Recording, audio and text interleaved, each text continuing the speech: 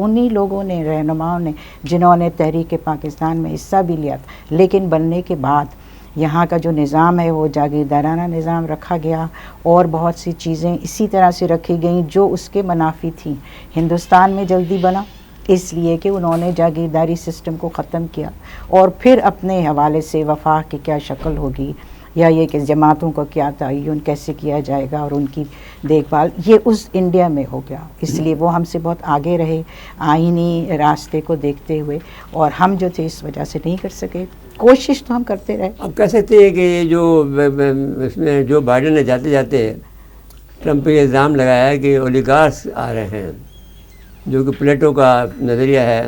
Plato نے جو 3 system دیے تھے، 6 سسٹم دیے ہیں، 3 اچھے 3 برے، اس میں اولیگارک ایک برا سسٹم ہے کہ چند سری حکومت جو کہ چند مفاد پرست یا بزنس مین ٹائپ کے لوگوں کی حکومت ہو، وہ حکمران ہو جائیں تو اپنے مفاد کے لیے کام کرتے ہیں، عوام کے مفاد کے لیے کام نہیں کرتے ہیں۔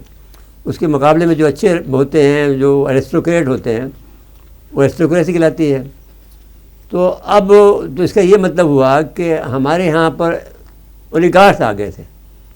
کہہ سکتے ہیں ہم یہ بات؟ یہ پلیٹو کے حوالے سے نہیں، اس لیے کہ انہوں نے جو اپنے ماحول میں دیکھا تھا اس کے انہوں نے اسی لیے اس اپنی کتاب میں آئیڈیل سٹیٹ ہے، تصوراتی ریاست کا خاکہ، تو تصور میں تو ہو سکتا ہے۔ ان کے اپنے علاقے میں بھی، یونان میں بھی وہ چیزوں کا عمل درآمد نہیں۔ ان کے اپنے شاگرد ارسطو جو تھے، انہوں نے ان سے اختلاف کیا بہت ساری باتوں کے اوپر، حالانکہ اتنے سال وہ ان کے ساتھ رہے اور انہی سے سیکھا، لیکن یہ کہ اختلاف کی گنجائش، آئیڈیلزم جو ہے، اور ایسا جو انسانی ماحول کے حوالے سے ہو، اس میں ایسے کیسے ممکن ہے کہ نہ کوئی تقاضے ہوں، نہ کوئی میری بحث یہ نہیں ہے۔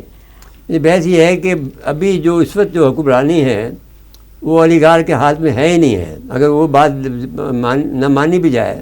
جی بیسیکلی تو یہ ہے کہ چند مفاد پرست لوگ امریکہ میں حکمران کر رہے ہیں، پاکستان پہ بھی حکمرانی کر رہے ہیں۔ سب سے ان کے یہاں تو اب ہوا ہے، ہمارے یہاں تو حکمرانی جو 1948 کے بعد سے شروع ہو گئی تھی۔ جی، ویسے مفاد پرستی تو ابھی بھی جاری ہے۔